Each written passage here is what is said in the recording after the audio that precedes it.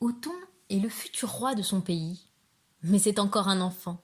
Il s'émerveille de 1000 petites choses qu'il trouve exceptionnelles et drôles. Dans ses assiettes de purée de pommes de terre, il adore construire de grands volcans avec leurs cratères. Il les façonne avec les dents de sa fourchette, et la sauce, comme la lave, dégouline du volcan. C'est très chouette. Dans le beurre de ses tartines, Othon aime trouver des grains de sel. Il a l'impression de découvrir des diamants. Tout semble merveilleux à Othon. Tout. Les grains de poussière qui volent dans un rayon de lumière se transforment en jolies petites étoiles. Il adore aussi rouler et dérouler ses chaussettes le long de ses mollets. Il ne s'en lasse jamais. Il aime tout cela et trouve que la vie est remplie de 1000 bonheurs. C'est ainsi qu'Othon grandit en peuplant sa route de rire et quelques peurs.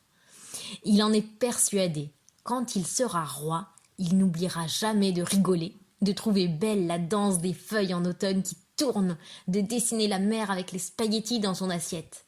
Il restera toujours un doux rêveur. Mais voilà, les années passent. Le temps l'a dévoré comme un ogre affamé. Les années ont filé sans que personne n'ait pu les arrêter. Othon est devenu roi de ce pays.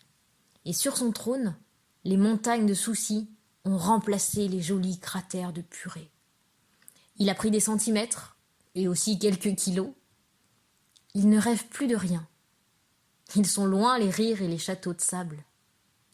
En douce, dans son dos, on se moque de lui. Othon le grognon. C'est vrai qu'il n'est plus un joyeux fanfaron. Est-ce que quand on est roi, on oublie son enfance ? Les grands sont-ils obligés de perdre leur insouciance ? Depuis le premier mois de son couronnement, il a modifié les lois pour tous les habitants. Il est interdit de se baigner tout nu. Othon prétend que c'est pour ne gêner personne, mais en réalité, c'est parce qu'il a honte de son bidon. Et comme il est roi, c'est lui qui décide. Comme il chante faux, il réfléchit à bâillonner les oiseaux, mais il se contente d'interdire la musique. La vie dans le royaume devient catastrophique.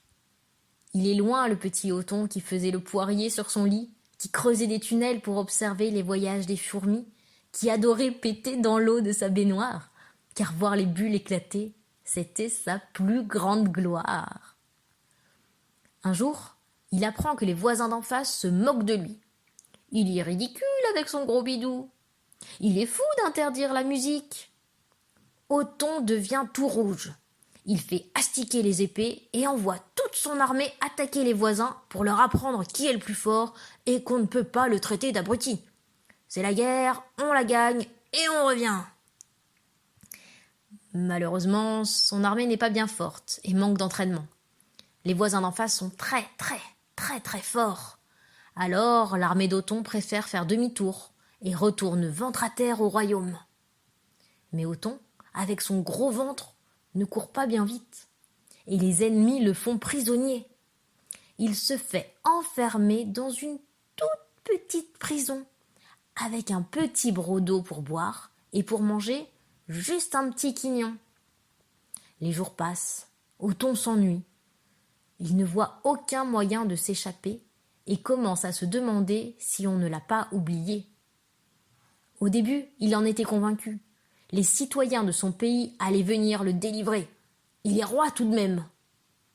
Mais personne n'est venu. Sa seule visite est celle de son gardien, qui lui apporte un peu d'eau de temps en temps.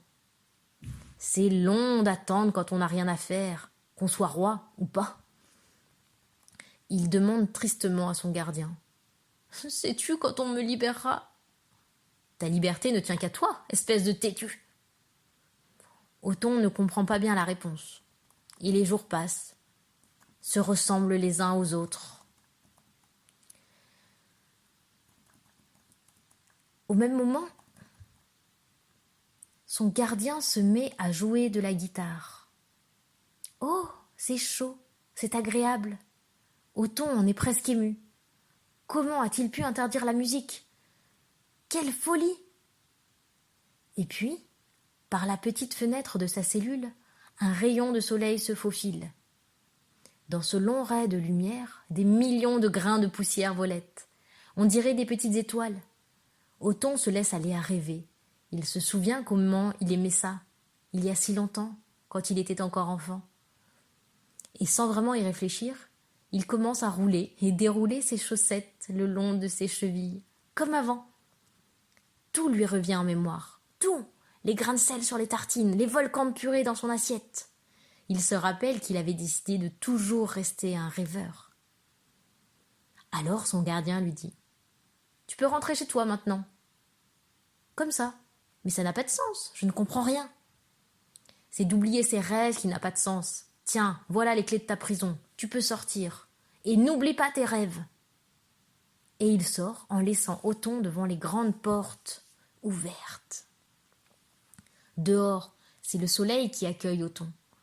Alors le roi, tout heureux de pouvoir sortir, ravi d'avoir retrouvé sa liberté et ses rêves, se met à courir, vite, très vite. Ça lui fait le vent dans les cheveux. Il s'arrête quand la nuit tombe et il compte les étoiles. Il va jusqu'à 2382. Après, ça fait trop. Et avant de retourner au château pour écouter de la musique, jouer avec les volcans de purée et croquer des diamants de sel, vous savez ce qu'il fait?